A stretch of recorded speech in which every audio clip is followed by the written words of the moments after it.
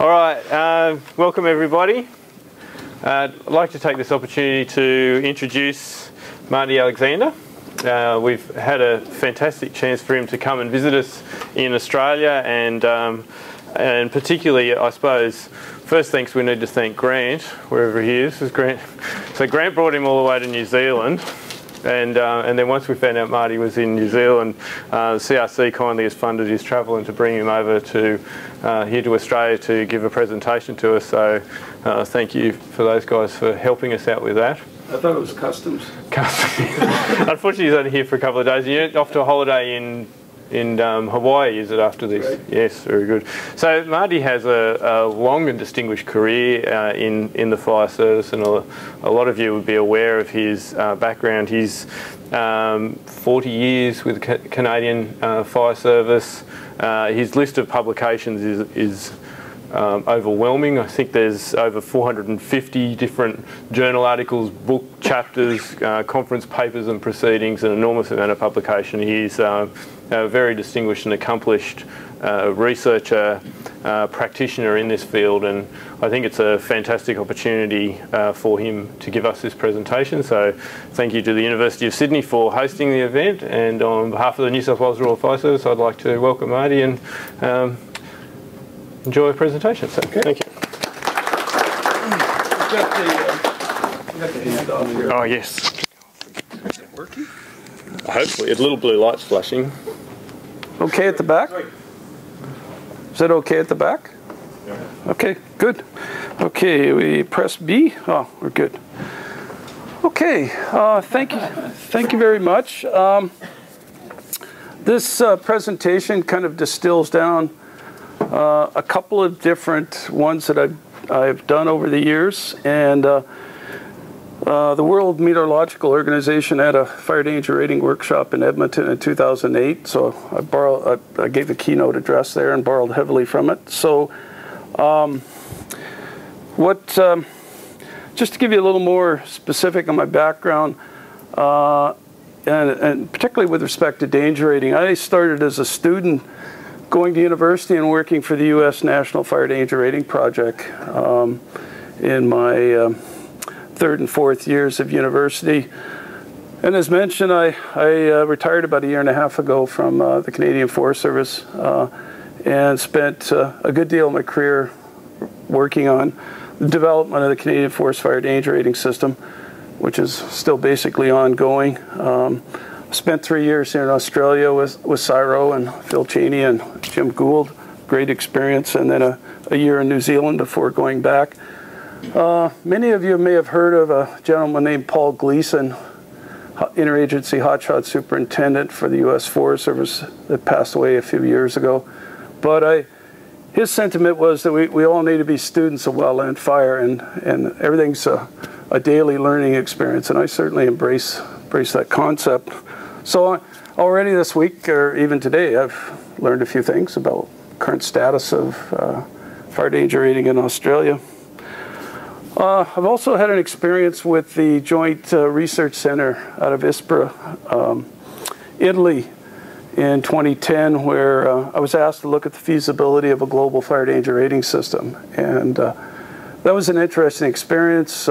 Previous to that time, I would have only dealt with Canada or the US and thinking, but when you start looking at fire danger rating on a global basis, boy, that's really something to get your head around. So here are a couple of my points of what I'm going to cover today, some fundamental concepts, touch on applications and uses, basic issues in danger rating. So it's always good to go back to basics whenever you're starting a new project. So I hope that'll be enlightening to you. The Canadian experience that we've had, a comparison of American-Canadian systems, some musings about Australia, and finally some words of wisdom. So, fundamental concepts. What do we mean by fire danger? Several definitions out there, but I think this is fairly generic. We think about the ease of ignition, a fire's rate of spread, difficulty in control. And I know it's common to use damage, and to me that's a value-laden statement. I prefer to say impact as opposed to damage, so might have some challenges on that. When you compare that definition against the term fire behavior, you see a lot of similarities, obviously. And indeed, that's the case, where ignition, flame development, rate of spread, and other aspects of fire behavior. So the elements or factors that influence fire danger, the obvious three components of the fire environment: fuels, weather, and topography. And then we also need to take into account ignition risk, be it human or human-caused fires or lightning ignited. What is danger rating? Fire danger rating. Well, it's a process of systematically looking at the individual and combined elements that influence the fire danger, expressed in various indices. And that fire danger index may be qualitative or quantitative. It may be numerical, but in a qualitative sense, or it may be expressed in terms of flame height in meters per minute. So that's a fundamental point to bear in mind, that when we talk about fire danger indexes, they can be either quantitative or numerical, relative numerically. You know, as I was getting ready to make this presentation and getting some background material from Richard, I see that you're very much focused on this issue of damage and damage potential. And it's interesting that Clive Countryman, in the Journal of Forestry in 1966, expressed the view of, this was his schematic of total fire danger. And you can see that at the end, he does consider damage potential as the ultimate output of a system dealing with total fire danger. Why do we even need a danger rating system? Longtime director of fire control for the U.S. Forest Service felt that, the man in charge of a going fire or a large fire, it made him less of a gambler and more of a manager. And that's a very valid point. Having a system or managing without a system, there are obviously lots of advantages to having a system. We're able to quantify fire danger accurately if we have a system. If we don't, then it's estimated and subject to the various opinions. Everybody will have a different level of experience from one individual to another, depending on the fires that he's been involved with, the area that he comes from. And so, as shown here, a variety of advantages and disadvantages with and without a system. But is danger rating a panacea for experienced judgment? Longtime researcher Ralph Nelson Sr., not the Ralph Nelson Jr. that some of you may have seen his name in the literature, said that danger rating can never take the place of cool, calculating, and experienced judgment.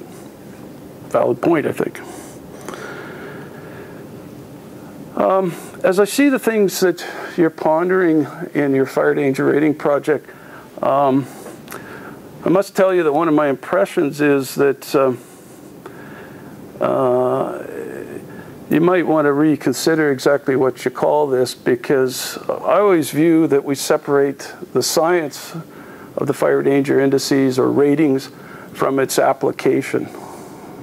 So worrying about house loss or loss of human life, to me, that's you stop, and that's an application, because it involves many other considerations besides fuels, weather, and topography. So some of the classic applications of danger rating, I'm sure you've all either been involved with or are well aware of prevention, preparedness planning for pre-positioning forces. When do we put lookouts up? Dispatching of initial attack resources, large fire overhead plans, safe work practices for firefighters, and when we get escape fires, what do we do about planning for their eventual control? These are all pretty standard, I think. Same goes with prescribed fire planning and execution, fuel and fire management planning, fire behavior training, and maybe more recently, the use of danger rating systems for looking at the impacts of climate change on fire potential. Increasingly, I think in the last 20 years or however long GIS has been around, there's been an application because now we can display products spatially to long-term fire planning. And based on what Ross presented this morning, I would almost call that wildfire threat analysis, but I'm an old school guy, and I do like to keep things simple though. I think we have enough terminology. I'm not a big fan of metafire. I think we have plenty of terms to describe those kind of events. And increasingly, issues related to community evacuations or warnings. That's obviously seems to be, certainly in Canada, an increasingly use of our danger rating system. So, I should have said from the start that, you know, if you want to jump in here and ask a question, by all means. I don't want this just to be one way. Even though I'm affiliated with the university, you know, I'd like to make it more open. So, basic issues. I think it's always important to define what you want a system for.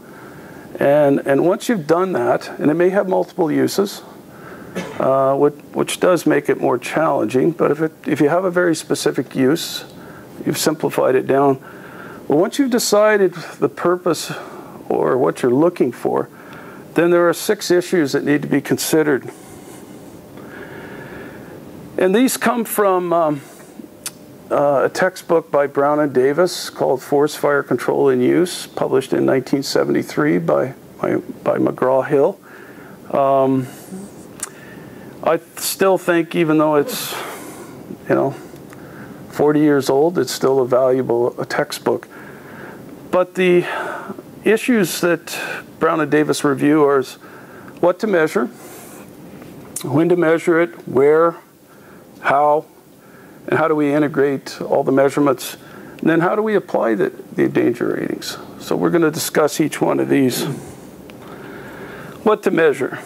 So what factors or elements? Ralph Nelson said that there are 5 general principles of danger measurement that I think are still valid to a certain extent today. We need a simple method of measuring the key variables that influence fire danger. We have to have standards for those weather stations. We need to carefully train the weather observers. And finally, we should have thorough inspection of the weather stations. And that we need to have continuity with our weather collection. Now, with the advent of remote automatic weather stations, a lot of these general principles probably are no longer valid. But I assume in Australia we still have manually operated stations. Is that the case? A few. A few? Well, the agencies may carry more, but ours are... Of course, yeah, the Bureau. Yeah, yeah. And it's been my impression that it used to be 40 years ago that we had managers that went out to the weather station, opened the Stevenson screen, did their dry and wet bulb readings, took those back to the office along with the measured rainfall and the wind speed. went through either tables or, in your case, a circular meter and calculated the fire danger for the day. And I think the people that did that got an excellent training, because now that's all divorced, and they finally just see the numbers. They have no idea the rhythms that occur. And I don't know, has anybody had any direct exposure to the consequences of that, or you've just all come to accept that that's the way it is? I know that even in our training sessions in Canada, we still make them go through tables, and they'll ask questions like, why do we need to know the month? Well, that's day length. Oh, yeah, I see their point. But you don't experience that with a black boxed approach. So our solution was to come up with a really good training package to drill in on all the factors that contribute to the calculation of fire danger. So there's a whole slew of elements. I don't think any one danger rating system tries to capture all of these, or perhaps over time, you know, at a conventional manual station, it's been hard to measure solar radiation. We do it by % cloud cover or some other thing. Over time, there's been a lot of analogs to fuel moisture. Even in the United States, the half-inch ponderosa pine dells or synthetic versions of them are still used as a basic input into their fire danger rating system. Been a lot of things tried over the years. In some vegetation or fuel types, the stage or condition of the deciduous or herbaceous material is a major factor. As shown here in this sequence in a mixed-wood stand in the province of Nova Scotia, snow cover is an obvious one, the flushing of the vegetation. So there's really strong seasonal trends, and probably not really relevant to most of Australia, but certainly degree of curing is in grasslands. And Australia really have been the leaders in this issue of trying to come up with remote sensing methods for, as well as ground-based approaches to getting that degree of curing, and I certainly applaud your efforts for that. When do we measure? Time of year and time of day. Well, the time of year, I think, is pretty simple, generally during the fire season. But the time of day varies quite widely. In Canada, we've used 1 o'clock daylight savings time. I think your standard observation is 3 p.m. The U.S. have 2 o'clock. So globally, we can't even agree on what time. Our view was that if we measured at 1 o'clock, we can make that adjustment for late afternoon in terms of, you know, maximum temperature, minimum RH. So has that ever become an issue here, the fact that you go to 3 o'clock? Yeah, absolutely. Yeah. And also whether we're forecasting for the maximum temperature or the maximum fire danger index. Right. That's been a major source of contention. So do you forecast, in your fire danger forecast, is it 3 p.m. estimate of temperature? No, well, we do that, but we provide a maximum fire danger index now. Okay. So that may not necessarily occur at maximum temperature. Right. It could be due to, you know, dry air entrainment during the morning, for instance, or stronger winds in the morning than the afternoon. So yeah, we provide a maximum fire danger index.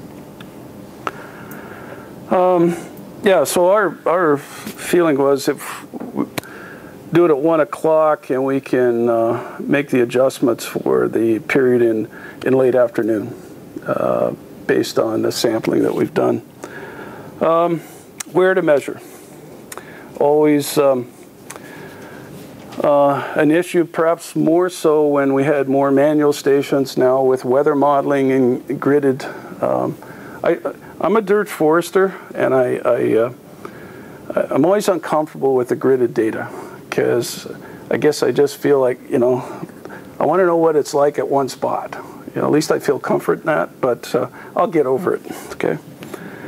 But how many points? Which, you know, comes back to the issue of a weather station network, and I don't think anybody's really come up with a tried and true answer to this. Many factors to be taken into account: where the fire is occurring, the fuel's topography, values at risk, and it used to be that I think the world WMO standard for climate stations was a 25-kilometer grid at one time. Is it still, that's the case? I think so. Yeah. Publicly, the Canadian Forest Service has suggested a 40-kilometer radius. Whatever's calculated at that station should be valid. That's probably a pretty big leap of faith, but it's on paper. So how to measure? Where do we measure weather? Should it be inside the forest or in the open? I've had many managers at training courses say, well, aren't we really interested in the moisture content or the humidity or the temperature inside the fuel complex? Why in the open? And I said, well, we can't even get you guys to maintain a standard at open weather stations. How do you expect us to get you to keep an open standard within a forest? You know, you do a poor job at open stations. So we'd have to have the same type of stand in every locale, which would be impossible to do. So open exposure. How do we integrate measurements? Combining the joint effects of ignition and rate of spread. Other considerations: do we have an open-ended system, or is it a fixed, closed one? Like, technically, the MacArthur system is which one? He designed it to be fixed, but when equations came out, oh boy, Bob's your uncle, now we can make him even higher than 100. So is it open or closed? It should be closed. Okay, well, we could probably do a little survey here amongst the group here and publish on that topic, you know. Disagreement within the Fire Danger Rating Project. Classes, how many? Is 5 too many? Do we only need 3? Don't worry about it. It's marginal. God help us, you know. Are 3 classes enough? It's always good. What do we call them? How do we delineate them? And finally, what is their meaning? We need to consider all those issues. Some of the traditional sources of data, as shown here, lab work has come into play, outdoor experimental fires, and fuel moisture sampling, wildfire case studies, and even individual fire reports have all played a role. I think within the MacArthur system, obviously the outdoor experimental fires are a factor, some case studies, and even individual fire reports all played a role. Certainly, models for predicting the ignition and fire behavior characteristics as well as impacts are all needed for a variety of applications, including fire danger rating. And boy, we've come a long ways in the last 50 or 60 years. First fire danger rating system, to my knowledge, was the one done by Harry T. Gisborne in the United States in 1933. First attempt. And so we've come a long ways in 80 years, certainly, from those early days. Here's an example of using fire report data to derive the fire danger classes, using the burning index from the U.S. system in a shrubland fuel complex. It's not perfect, as you can see from the data points, but you know, it mimics or follows a general trend. one possible way of doing it. Charlie Van Wagner is kind of our modern father of fire danger rating in Canada, and he expressed the sentiment that fire danger rating research is, a fascinating but exasperating branch of research, and that the simple goal is to produce an index that, regardless of the weather that led up to it, it still represents fire behavior. And but as he points out, the trouble is you quickly run out of available knowledge and theory. And so finally you need to be a bit of an artist. So somebody is asking me, is fire danger rating art and science? Well, I think it's a little of both. Just out of necessity. The Canadian Fire Weather Index system, which I'm glad to see the project and the Bureau of Meteorology is calculating that, though, although I must admit at times I shudder when I see it applied overseas, because it was never designed for environments outside of Canada, technically, but I guess fill your boots. We shudder a little too. Oh, okay, good. Yeah, well, everything should be challenged. It's patterned after Byram's concept of fire line intensity, where the three fire behavior indices of the FWI system are designed to represent the inputs and output of Byram's fire line intensity, as shown here. So the initial spread index be a measure of the rate of spread, build-up index, how much fuel is available for combustion, and finally the fire weather index itself is a measure of fire line intensity or flame height.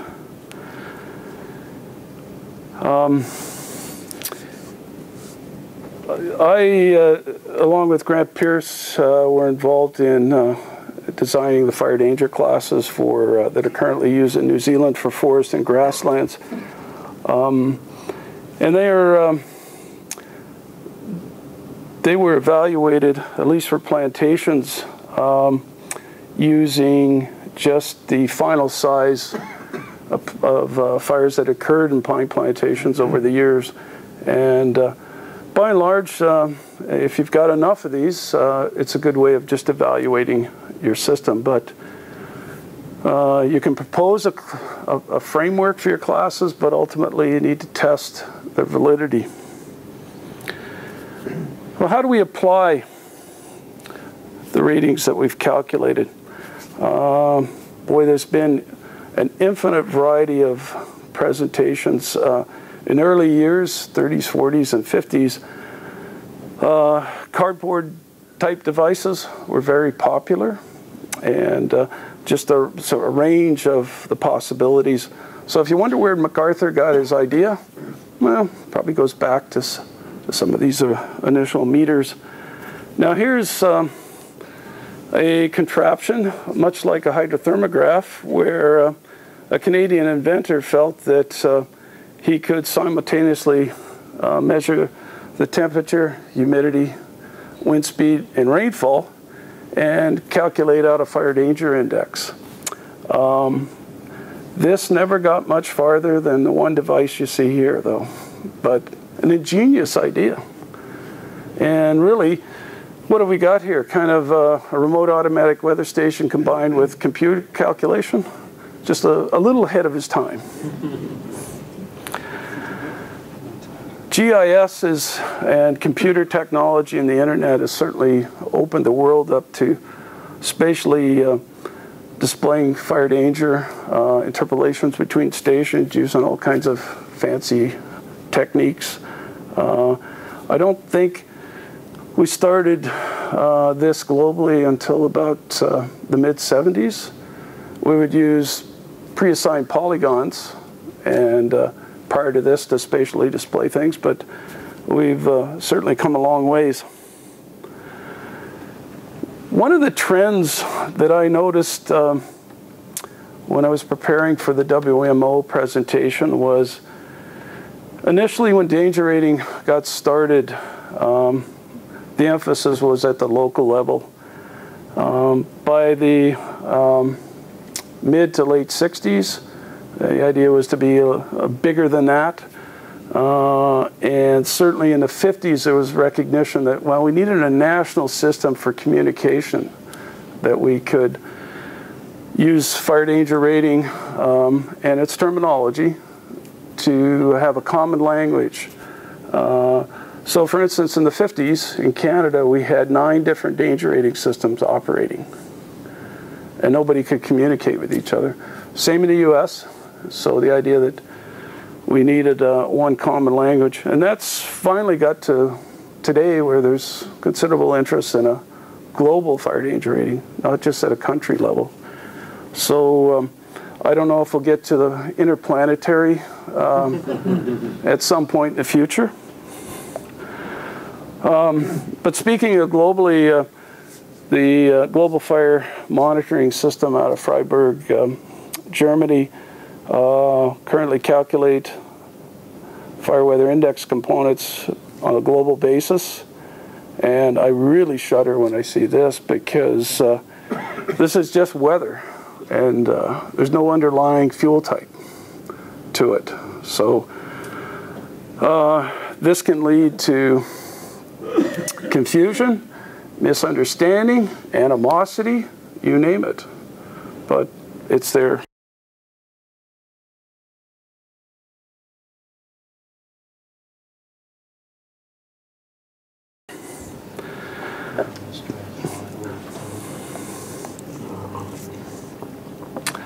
So what has been the Canadian experience with fire danger rating?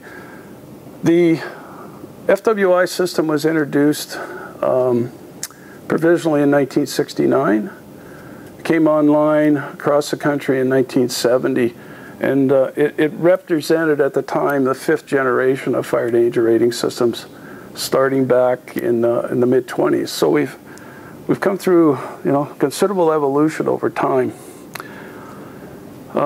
We take, I think, considerable pride that we have one of the few national systems. If you go to the United States, they claim they have a national fire danger rating system, but it's either not being used or they're using a version that was used in the 60s as opposed to the 1988 version. So Steve Taylor and I undertook a review a couple of years ago about what we felt were the lessons learned from a moderate amount of success. The system in its totality is shown here. The number of subsystems or modules comprise the overall system, and most importantly, the science in here, and here's where either other researchers or end users would either develop guidelines or other systems to be used for a variety of fire management applications. So it's kind of a fundamental point. Canadian Forest Service that developed a system, we're here to provide the scientific products. We might work later on some of the applications or other systems, but the system ends at this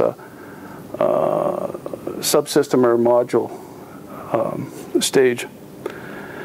Now, the gentleman that mentioned that we're just one fuel type, well, it actually might be 2.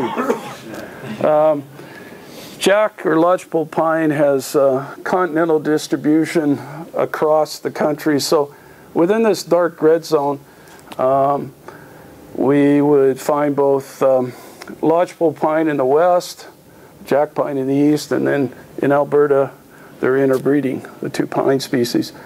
But that doesn't mean it's a continuous blanket of jack pine. Okay, there's a few other types, right, Al? But in the Yukon, it might be a lodgepole, but a few black spruce, white spruce. But this idea of a continental distribution was utilized in formulating the FWI system. So we have 4 weather elements plus the month as inputs into calculating 3 moisture codes, fine, medium, and heavy fuels, and 3 fire behavior indices for a standard pine type, mature pine, on level terrain. The numbers are numerical, but they're relative. So an ISI of 10 compared to an ISI of 20, presumably twice the spread rate. So it's not in meters per minute. So we're just using weather, filtering weather through a standard type that has fairly good continental distribution. And that's the concept behind the FWI system. So nothing to do with topography. So the expectation here is that at a given index level, we would expect to see differences in fire behavior amongst fuel types. On the other hand, and that came out officially in 1969, adopted in 70. Soon after, work began on quantitative prediction. So for many years, an agency, all they had was the FWI system, and it was quite adequate for the needs of the time.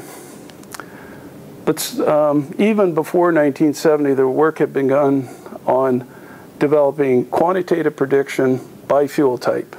And as you can see here, some of the inputs from the FWI system come into play, but we have to bring in other considerations.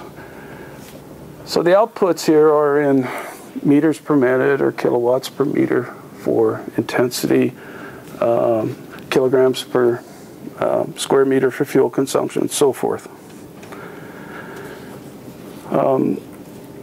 Presently, there's 16 fuel types in the system, as illustrated here.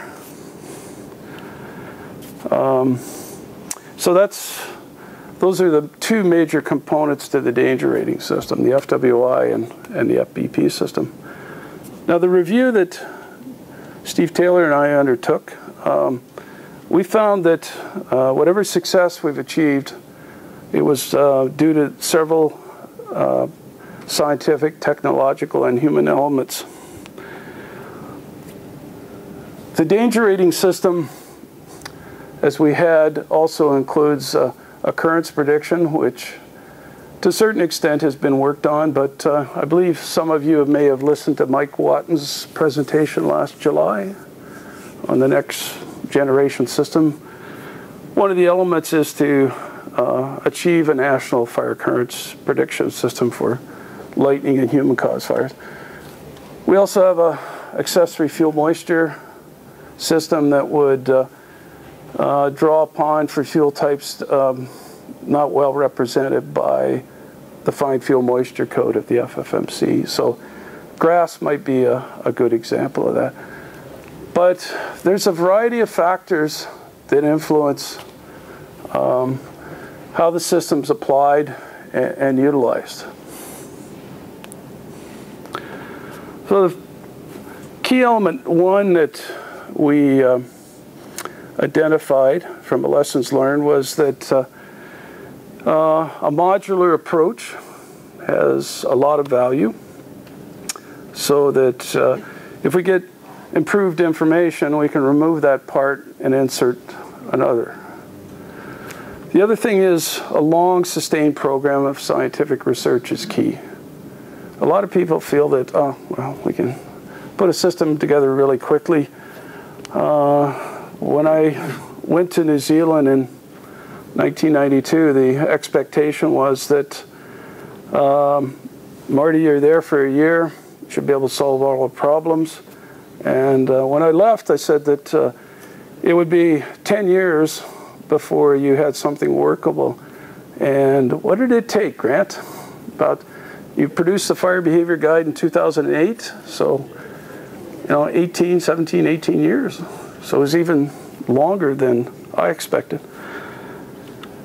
The Federal Forest Service in Canada has been undertaking some sort of research into fire danger, fire behavior, fuel moisture since starting in 1925. And the resources and the people involved is varied considerably. But there are elements of what Herb Beale shown here in the 30s. There are elements of what he worked on that are still embedded in the danger rating system. So a key thing here was every time we developed a new generation, we didn't just start over. We kept the best parts and moved forward. So Herb and Jim Wright developed a thing called the tracer index, which was for fine fuel moisture content. And the present fine fuel moisture code in the FWI system, many elements can be traced back to the 30s. So they started out with 2-minute test fires in different vegetation types, and gradually the scale of the experimental burning increased. Much like you've done in Australia, you know, our feeling is you got to burn to learn, and as opposed to trusting lab results explicitly, you need to get outdoors. Over time, we've had our share of escapes, and it's been a humbling experience, but even from those, we've learned. People have always accused us that, you know, these little small postage-sized stamp plots that you're burning, do they represent the real world? On one escape in 1982, the spread rate measured on the plot versus the first 2 hours of the wildfire were almost identical, and the winds basically were the same. So we've always held this up. You don't want this to happen too often,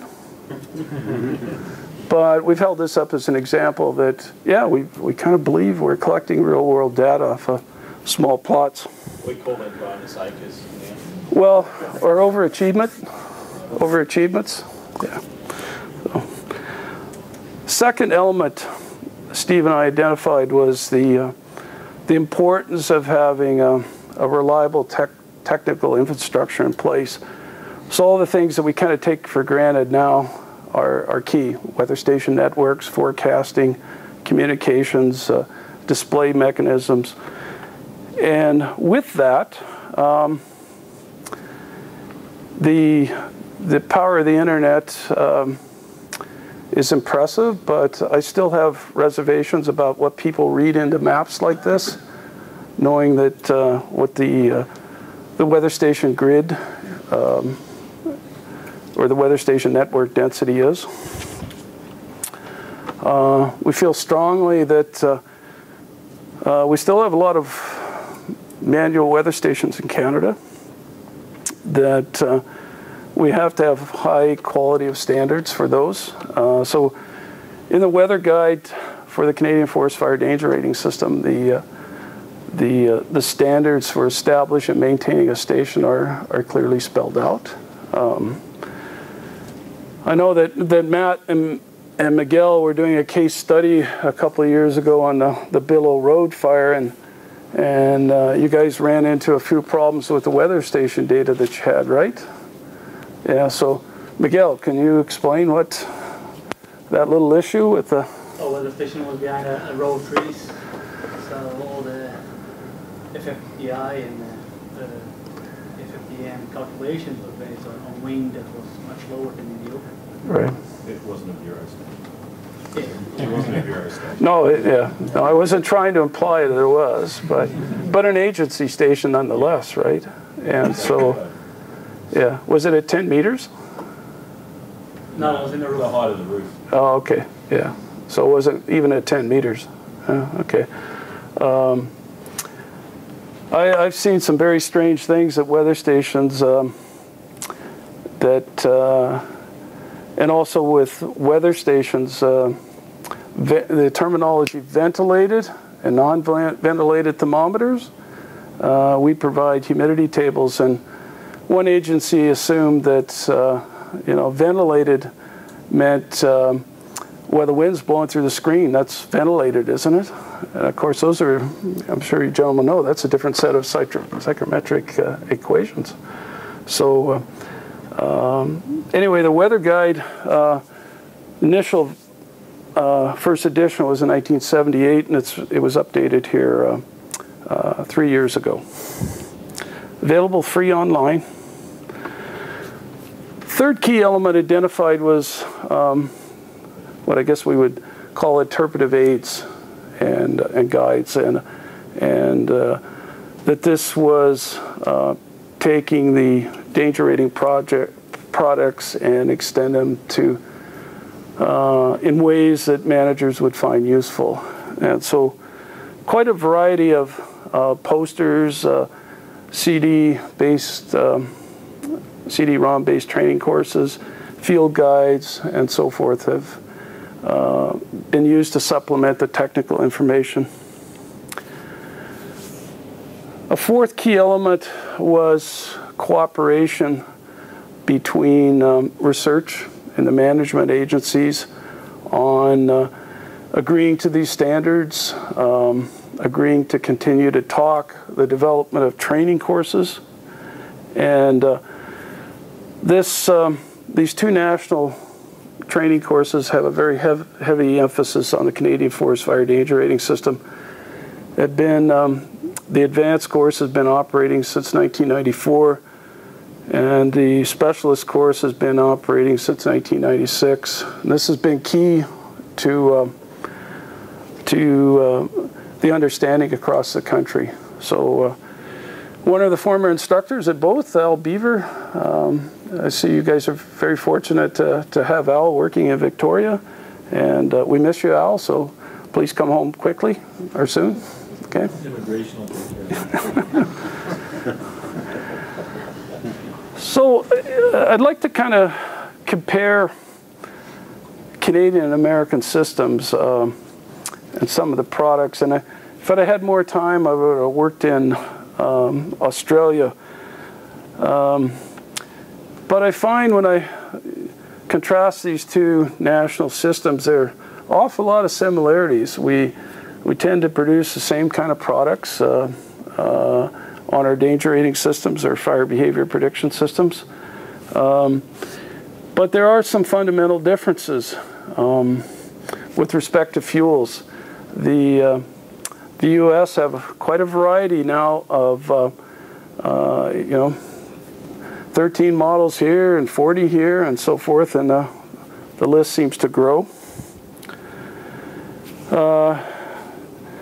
From a live fuel moisture perspective, with more open fuel types and herbaceous vegetation types, they do have a heavy focus on live fuel moisture.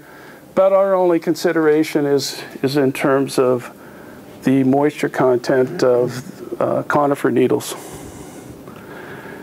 Dead fuel moisture, the importance of a continuous daily record. Gaps in the record are not good. Emphasis on the forest floor, where in the U.S., more focused on that live vegetation and roundwood materials as opposed to an organic layer. Not unexpected. Topography, both systems pretty much consider the same aspects, but we do have differences. Canada and U.S. Shown here by the Van Wagner relationship compared to Rothamel, fairly close, but we do deviate, and shown the Australian curve here. So globally, with the major powers in fire behavior research, we don't necessarily agree on the effects of slope, which I've always found interesting. Weather. The inputs into Canadian system are very simple. Many more parameters required in the U.S. In fact, the U.S. National Danger Rating System requires 20 inputs, including over max and min temperature and RH as an input. As shown here in their structured diagram. So a lot more inputs, a lot of complexity. So it's probably why the Some groups find it onerous, whereas with the FWI system, you know, temperature, humidity, wind speed, and rainfall, Bob's your uncle. There are certainly some rough equivalencies between the two danger rating systems of each country, as shown here. Probably the estimate in the MacArthur meters of moisture content from temperature and humidity would be roughly the equivalency here.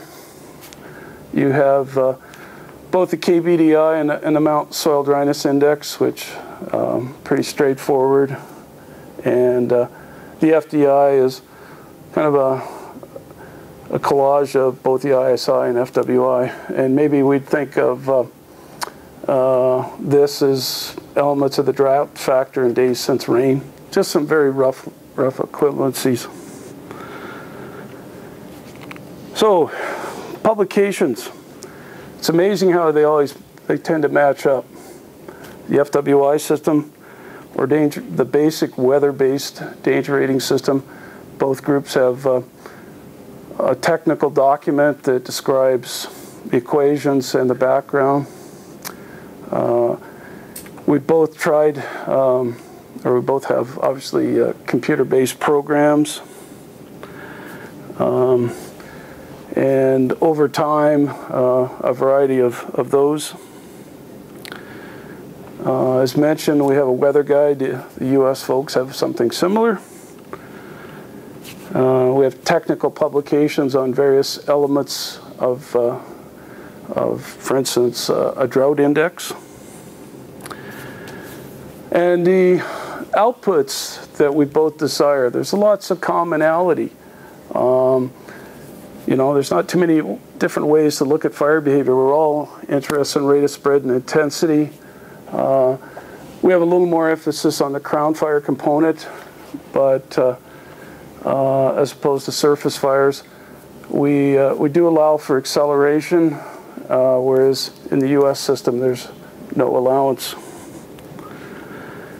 And I'd be the first to admit that this simple model of acceleration from a point source growth is far from perfect, but at least we have something that mimics what goes on.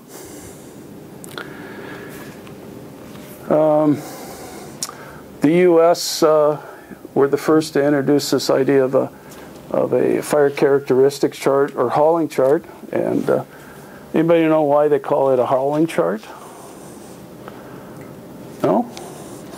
Well, you're either hauling in dozers at this level or you're hauling ass. So that's why they call it a hauling chart. Fire growth models, Farsight in the U.S. and Prometheus in Canada. You, of course, have Phoenix Rapid Fire. So, but the technical basis between the two countries is considerably different. A more empirical basis opposed to theory and lab work. So the Australian fire danger rating systems are closer to the Canadian approach than they would be to the U.S.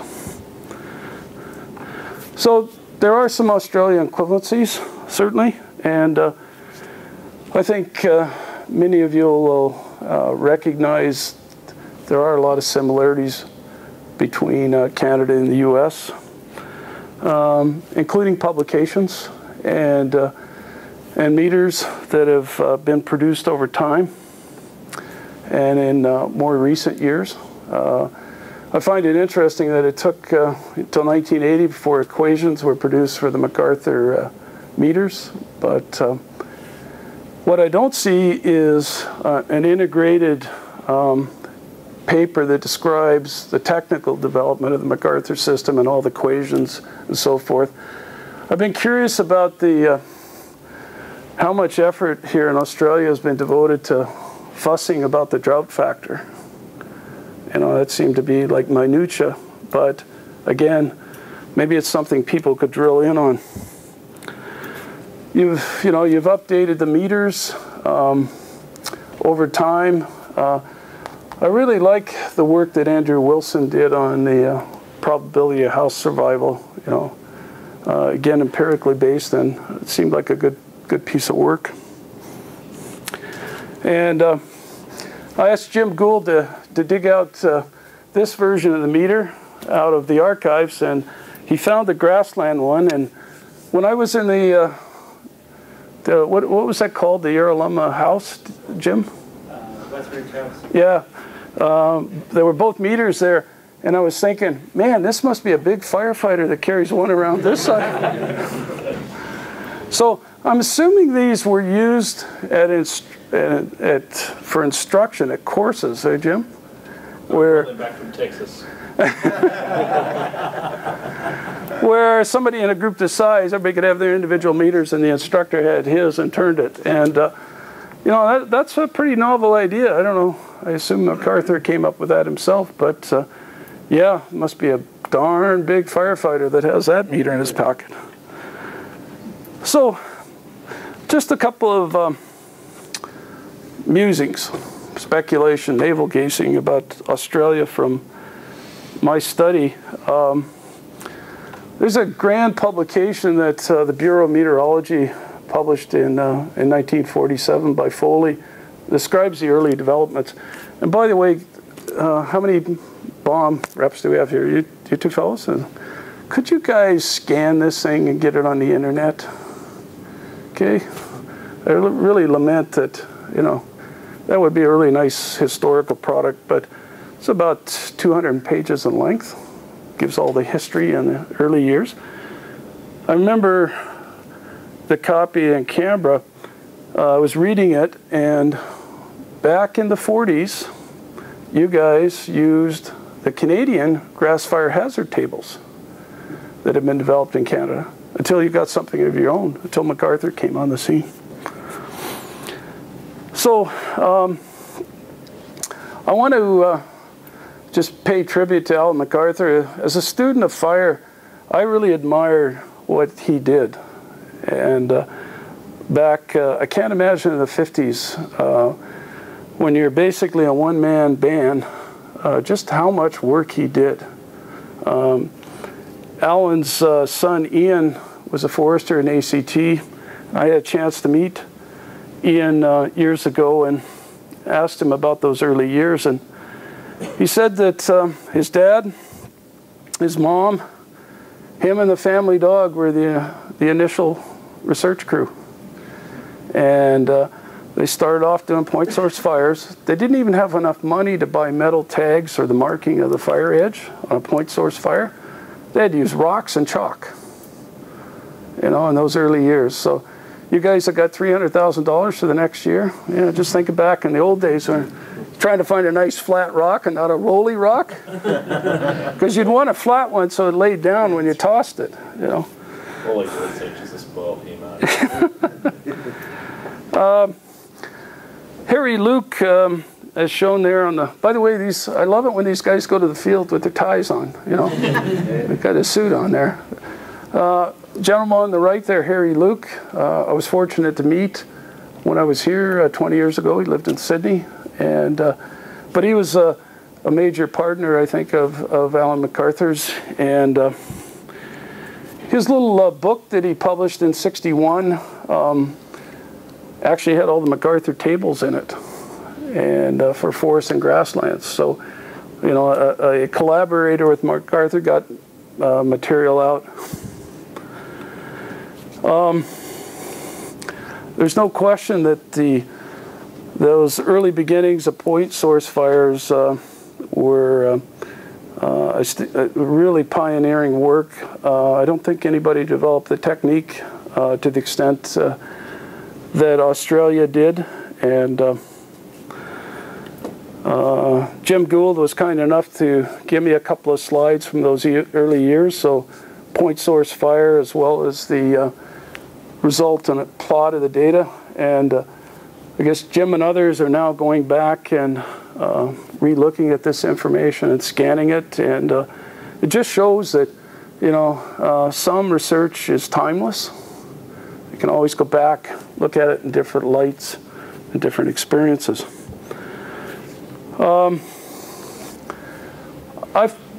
pulled this right from bushfires in Australia, where MacArthur describes the concept behind his 1 or 0 to 100 scale. And I've highlighted the fact that he says at 100 it's the near worst possible. Not the worst possible, but the near worst possible. So nobody should be surprised when it rises above 100. But we only got to over 100 when we had computer calculation.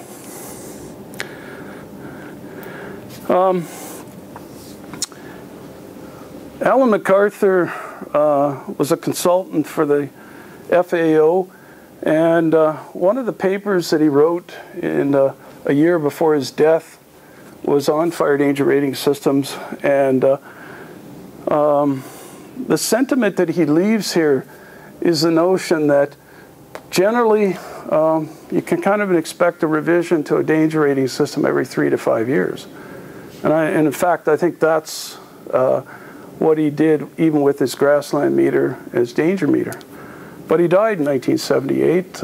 It's my understanding of complications related to diabetes, and then so that you know, fire danger rating research took a big hit. Maybe Jim and Andrew have other stories, but that was obviously a huge loss, and not surprising there weren't updates. So here are some of my things that I've observed going back to, say, 1980 that I've observed from afar, that there's been a lack of formal technical documentation. I think that's fair to say. So in turn, you know, a suggestion, a recommendation would be is that it needs to be done. Even after all this time, it wouldn't hurt. There's not that much interpretive and training material. So in turn, why not have a course as well as an interpretive guide? There's been a lack of updates and additional developments. Discussing things with Al Beaver last night at dinner, is, you know, Al comes from the Yukon Territory and says there's no fuel moisture effect in the MacArthur system, or sorry, rainfall effect. And I imagine Stewart's probably solved that problem, but has it got integrated into the MacArthur meter at this point? I don't know. A bit of a lack of long-term vision. I think there's also been inconsistency across the country over the years. When I was here 20 years ago, the KBDI and the Mount Soil Dryness Index across the states and territories of Australia, there was every conceivable combination.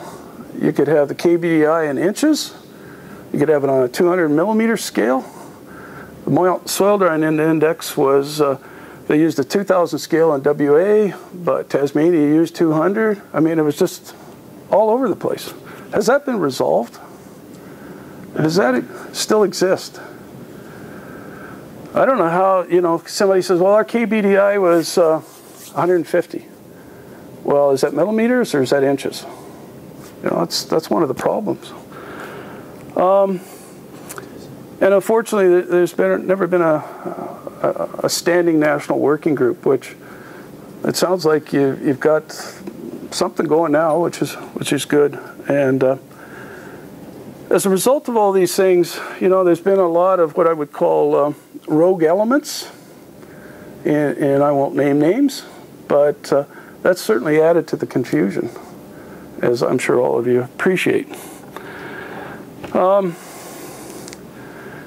In 1988, Phil Cheney and Malcolm Gill organized a conference in Canberra. And it was interesting. There was 6 resolutions out of that conference. A MOU, the need for a national system, fuel moisture prediction, validation of models. Chris Drevitt made a resolution about research into community communication amongst the public, and finally a fire danger data bank. I think to a great extent all of those have been touched upon or addressed in some form or another. I know that Neil Viney did, and others have spent a lot of time on fuel moisture prediction, and in more recent years, Stuart has. Phil did a follow-up report where I guess the big recommendation there was to separate rate of spread prediction from fire danger rating. Valid point.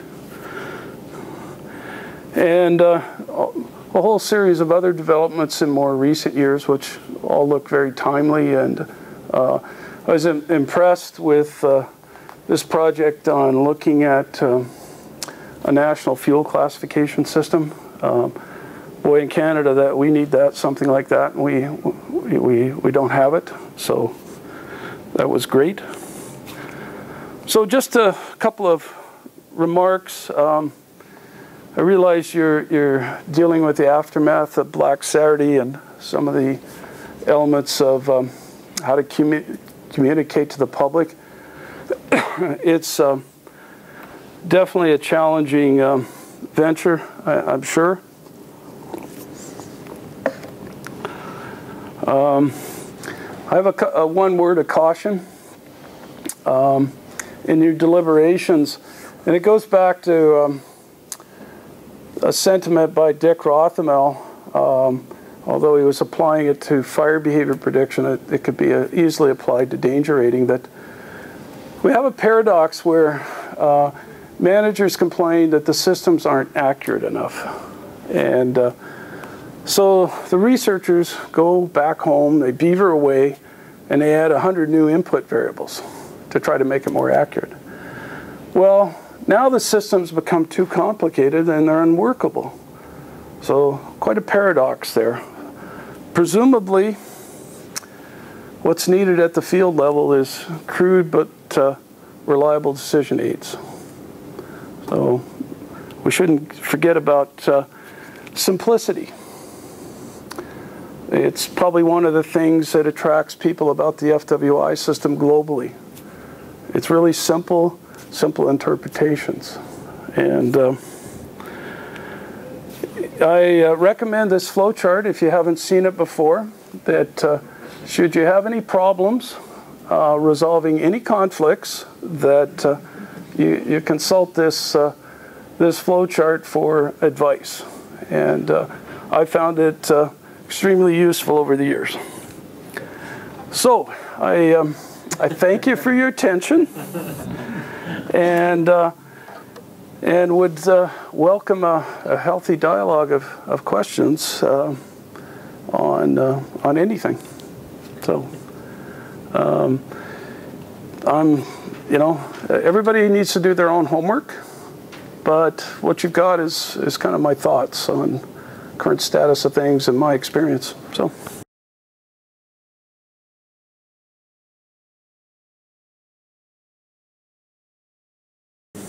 Marty, how do you find the logic of having a fire danger rating which is higher than extreme? Oh, boy, I'm glad you brought that one up.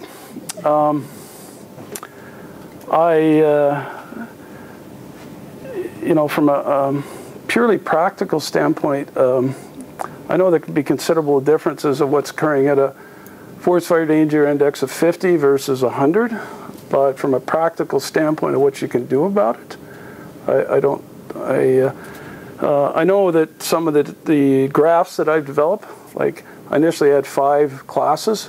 Oh, can you get 6? And okay, you do 6, and then they want 7. So they always want to make it higher and higher. So maybe you just call it, extreme with an attitude, But yeah, they always want to embellish it, make it more severe, but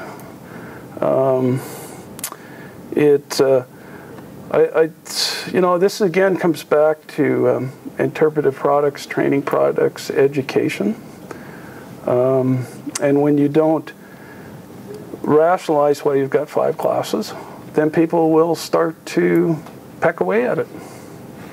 So if you leave it unsaid, you can expect to open yourself up for you know, those kind of rogue elements that want to add more. So, good question. So. It's an interesting view thing that MacArthur died before his Mark V grassland meter came out. And my understanding was, from my early days, was that the fire agencies didn't take up the Mark V meter then because they didn't have the technical background, because he died before it was really sort of fully adopted. Yeah, that's and the... it was sort of so much less sensitive to wind speed. So if he hadn't died at that stage, we may well have ended up with a lot less problems that we have at the moment with the grassland meter in particular being sensitive to wind speed.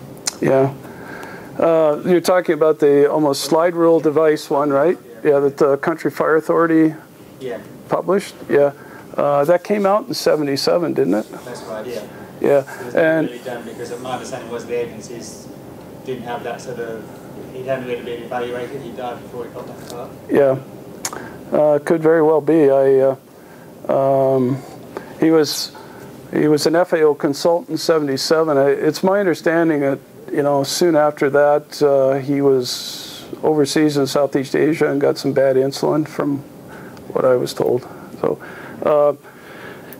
well, I think things would have been considerably different. I mean, he died at 53, and I think things would have been a lot different had he, you know, was like still with us today.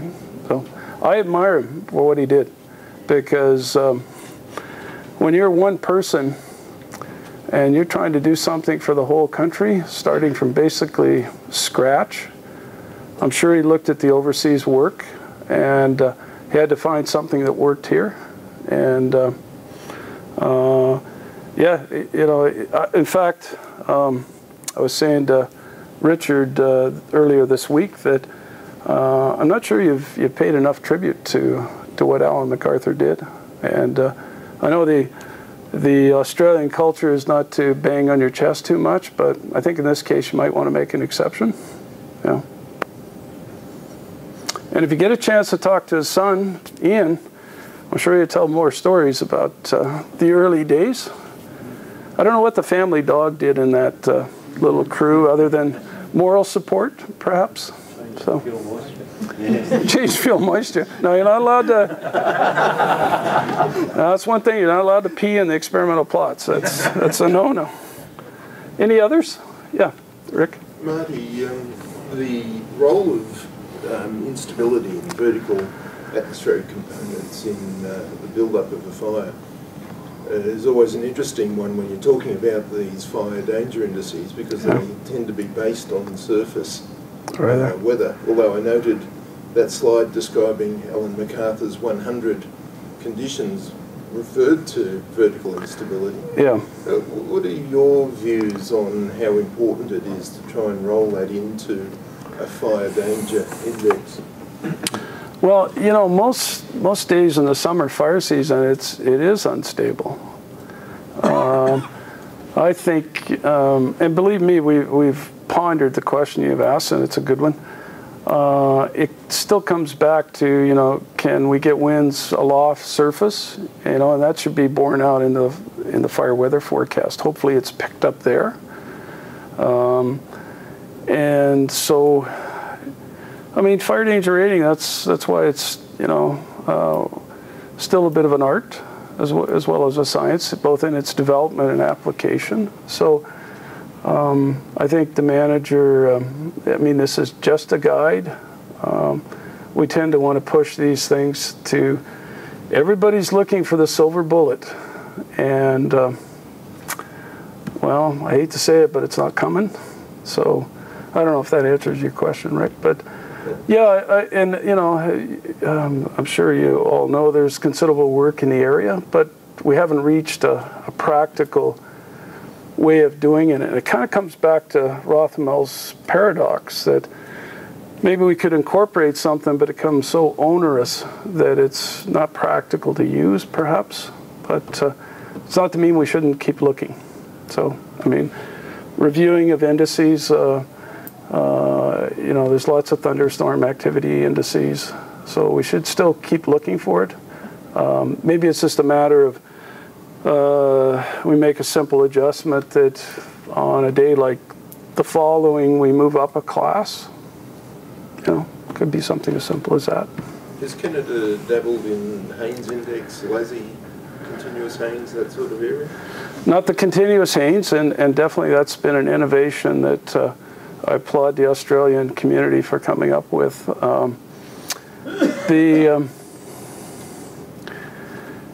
The Haynes Index is calculated for all of North America, but I always get a little concerned when I see a Haynes Index of 6 in the middle of December and there's snow out covering the landscape, you know, which is possible. I just haven't seen something come up yet that would adequately capture that. You know, again, how much is covered by the surface weather? Probably a good deal.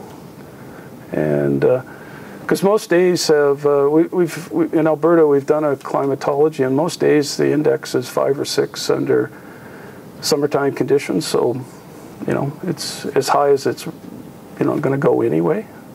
So, and but yeah, MacArthur stated that's on the back of the meter too, isn't it? Yeah, that's assumed to be an unstable day, I believe. Yeah. Good question, though. That's very interesting, Mark. Thanks. What do you do about ongoing verification of your operational products? You mean when you screw up? Oh, no, all the time, everything. Oh, when you get it right as well. Yeah. Well, I'm not in operations, of course, but sure. Yeah. But there's pretty good verification being done on ongoing fires in terms of spread rate predictions. You know, both of these systems have been used for a very long time in Canada, and nobody's had any real complaints. They really want to see it move to applications where it was never designed for. You know, what's the effect of pruning or thinning? You understand? Well, these systems aren't designed for that. They're to give you a general level of fire potential for very broad fuel types as influenced by weather. So we've done,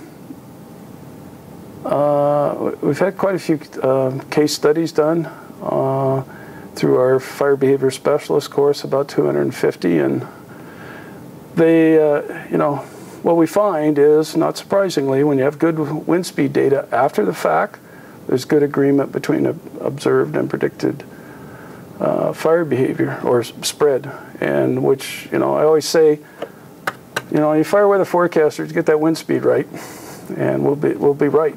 So that's a long-winded answer to your question, and probably was more of a political response than, you know. Any others? Yeah. Well, we're currently looking at reviewing our fire danger rating system in Australia, and I suppose the Canadians are going through the same. Well, it's yeah. What Mike's talking about is continued expansion, as opposed to a complete revision, I think. So I suppose, what comments do you have as far as the change process, seeing it's been so long between drinks with what we've been doing in Australia, and particularly your comments you gave about New Zealand, you thought it would take 10 years, it took 18. Yeah. I mean, we had some expectation 2-3 years give us a new fire danger rating system. Yeah. Comments on the time it takes to develop those.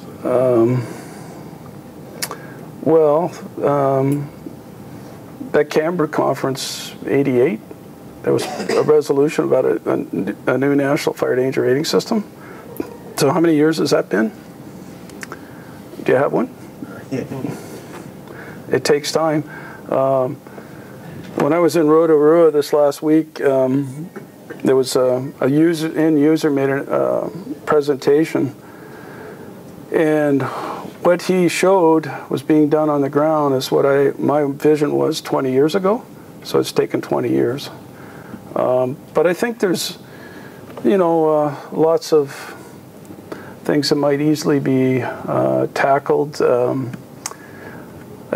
think you need to probably have a bit of a strategy document, like a problem analysis that you go through, and I'm thinking of the more technical aspects of danger rating and fire behavior as opposed to applications like the rainfall effect. dealing with when does shrubs and large fuels become involved, so that can be added into the intensity calculation. Some of those more practical things. You've got great rate of spread models, from mallee heath and grassland, and to a certain extent some eucalypt pine plantations. I mean, you've got a lot, but I would think the important thing is to identify the things that could be easily addressed.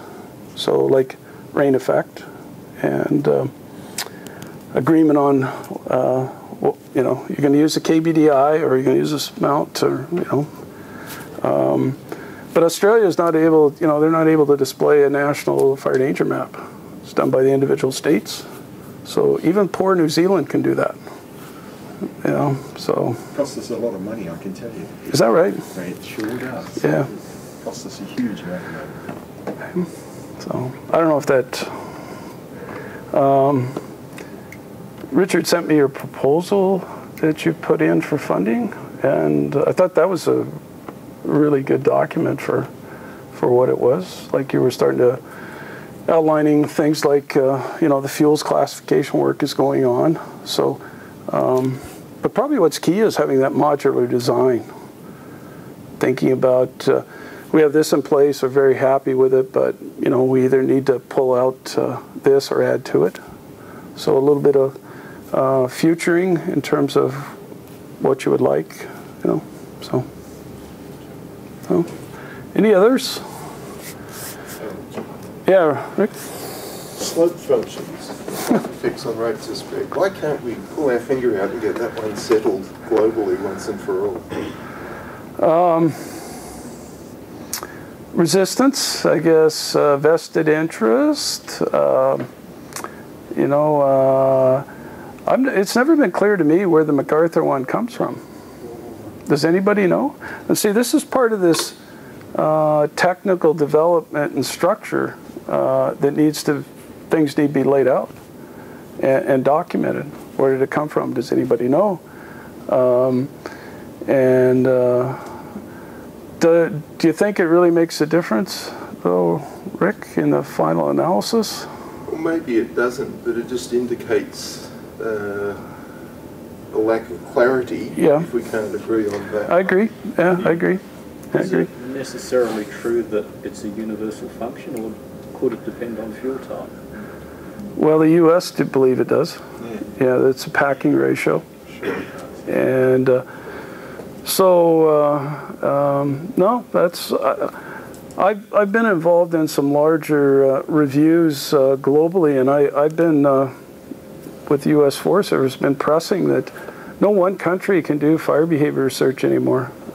We need every country brings something unique to the table, and I really think that if we want to make a quantum leap, we need to actually kind of take a Manhattan Project approach. My vision is that we book about 20 rooms down at Guantanamo Bay, Cuba, and you'll be based down there, and when you've got it done, you're allowed to leave. So, and it'll get done really quickly, Rick. Yeah. Yep. Wildfire people are used to wearing funny coloured overalls. There's a question back here. Yeah. My question was very similar to Rick's, but I'd change the focus a little bit, and that is that issue of balancing local versus regional uses of indices. How you try to, apply something in a context where the fuels, the slopes, the conditions generally are so variable over a landscape, and we're trying to use limited weather or other data to model. It's probably okay if you're trying to do a Phoenix type modelling across a landscape, but when you're actually the practical firefighter trying to deal with the event and trying to predict what that means. Yeah, and maybe that's, I don't know if I can answer this directly, but I remember when the first spatially displayed products started to come out on the FWI system, I says, oh man, we need to incorporate something into training so people understand the limitations and assumptions that are involved. that, you know, just because it's a nice pretty map and it looks colorful, well, there's one weather station here and there's a weather station over here, and they're interpolating between. And so, again, you know, it's only a guide.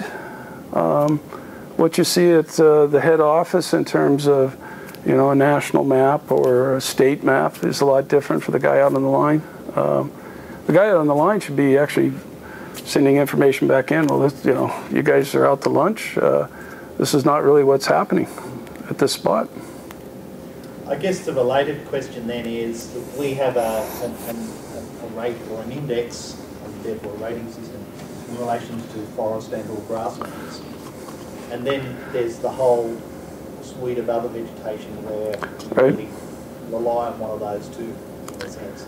So some of our more shrubby, heathy communities or rainforests at another extreme, whatever, the application of that. Do you see the use of multiple indices or the consolidation into a single indice, but recognising the differences that vegetation or fuel arrangements might provide? Yeah, well, you're thinking of something like applying either index system to, say, Mallee Heath, which, you know, I mean, that's shown like a long time ago that doesn't work. Yep. So Miguel and company have developed a pretty good rate of spread model for Mallee Heath. That work could be turned into an index. So I think, you know, there's been advancements, and yeah, I wouldn't recommend applying, I mean, Mallee Heath, you got, you know, lots of standing elevated fuel, and neither the grass nor the forest meters would apply to that situation very well. So why would you do that? Marty, can I make a comment? Yeah. Go further. One of the things, one of the concepts we have for a future meter is that it's modularised, which to retain the different elements within that module, so that fire behaviour that still might be done at a coarse level on ground, but when it comes together at a bigger level, you bring those extra considerations, different types of vegetation types. Yeah. And the other part of that is one of the other reasons for this concept is to future-proof it in such as creating a system which we can modify. You know, going back to your comments on regard to, you know, MacArthur sat there for so long and you know, the little attempt to modify it or enhance it, reduce it. Yeah. So one of the concepts of our broader model is to actually have that in such a way that a new piece of research or a better way of doing something within the greater framework can be plugged in and replace an element and still not make the whole thing fall over and start from scratch again. So. Yeah.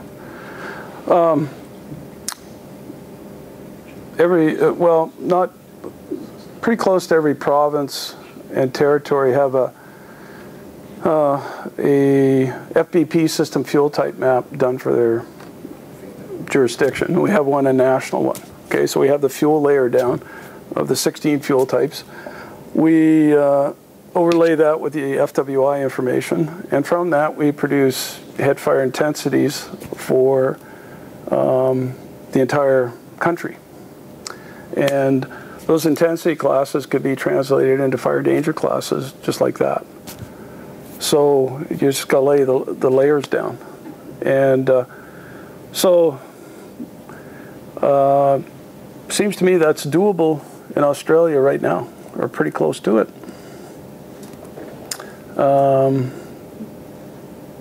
Would you agree about that, Jim? Do you think it's what we've done? Jim knows our system, I think, as well as any. I think, you know, it could be done. Maybe it's not exactly perfect. Yeah, it can be done. Yeah. Caution. One of the things the Australians have a problem with,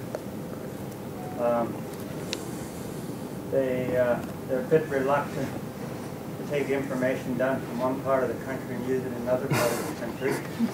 They really have to go over that. They seem to, if it's not done in my backyard, it's not going to work. That's one of the things. Yeah. I think I was surprised a couple of weeks ago, what was it, Andrew? About a month ago, we had a meeting with the Country Fire Authority, and the grassland fire model has been out since science published papers since 98. They're still not using it. You know, the Vesta model's been out now for 5 years and people still aren't using it. So the uptake of new information, and this is a challenge for the fire danger rating system too, the uptake of taking new knowledge, new information, and to apply it is a real challenge. And I think that's the biggest hurdle that we have when you want to develop a new system. Yeah. You can have national working groups and everything else, but when people disperse in their home patch, that national content goes there. So I think that's part of, I think some of your first introduction, getting back to those real fundamentals and basics. And we chatted about this before you came here about it, and I sort of agree. There are a lot of fundamental principles and stuff. I remember going to a major fire incident, and when I came back, and we really were losing some are losing some of these real basic fundamentals about fire in the landscape and our rating systems and stuff. That and it comes to the age of technology that, well, we can get this down to a decimal point, or we get this GIS area down to this smaller pixel, and I think we put those components in it, and like you said, that we're starting to lose the art, and say, how can we apply this science with some common sense and local knowledge, and say, okay, here's what we have today. So yeah, I think there's a lot of that sort of artistic component that we need to bring back into this debate. Well, your first point, Jim, about, well, the guys know the work was done in WA, well, we're not going to use it back east. Same, it doesn't matter what part of the globe you go for. It's the same in Canada. Yeah. I had to deal with the people from the Maritimes, and, well, we don't really think that FBP system will work out here. And I says, well, how the hell would you know? You haven't even done any case study validation on it. But what's really been key, and as noted in those 4 key elements, was when we had national fire behavior training. And when you go through our highest level of training, it's a 2-week course. You're required to do a case study to get through the course. You have to do both a written and an oral presentation. And finally, out of the Maritimes, some case studies started coming out, and they started looking at the observed spread rate against the predictions, and wow, this is working pretty good. Yeah, well, but I do agree, Jim, that people have to get past that. And to me, the case studies were key. In fact, in most fire manager business plans, they ought to be required to do 1 a year as part of your job. So when you retire after 30 years, you'll have 30 case studies done. So how many do you have right now? Case studies, wildfire case studies? Half a dozen. Really? Yeah. Oh, good. Can you send them to me? Pick the old bloke in the room. Well, that's good. Well, he's a leader. He's a leader. So you don't worry about if the work was done in WA, you're on board, right? There's always jurisdictional issues. Well, you mentioned one fuel type. When I came here, man, I don't see a lot of difference in the eucalypts. Like, to me, it's all one type. You got grass, you got ukes, you got pine plantations, and heathland stuff, and then the desert. So. WA just has a few problems about the definition of a tree, that's all. They got to get past it. Rather large tree, rather large stems of grass. Yeah. The 1964 U.S. fire danger rating system had 3 fuel types. Grass, timber, shrubs. That's it. And for a lot of practical applications, not thinking of spread rate or growth prediction, those are adequate.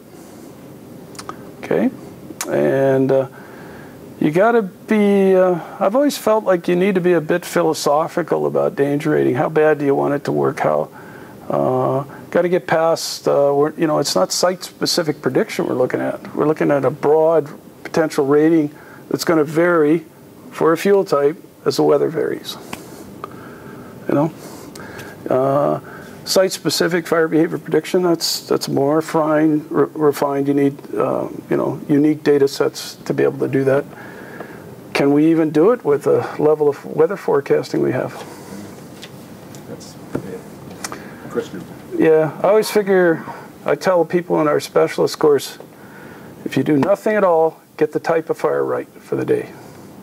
It's the single most important. Is it going to be a surface or a crown fire? If it's going to be a surface fire, what type of surface fire? Is it going to have a high spread rate or a low spread rate? Okay, just try to get, you know, come back to,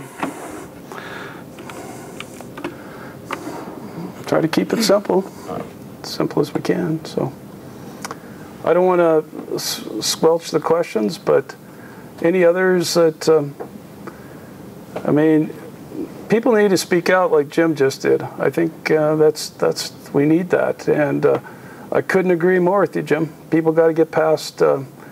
I tell you, the Maritimes of Canada, they weren't interested in doing any experimental burning projects. People in Alberta and the territories were, so they get the work done. So, but case studies are keen. So you really have 6, is that right? Yeah, can you send those to me? I'd like to see. Are you an exception? Yes. Yeah? We've got a fire behaviour now. We need to talk, okay? Yeah. Okay. Yeah. Oh, that's good. What? You said he's an alien? So? No, Katie's just qualifying. It's my team that works. Okay. Now we really to get to this true story. No, but it's good. The case studies locally.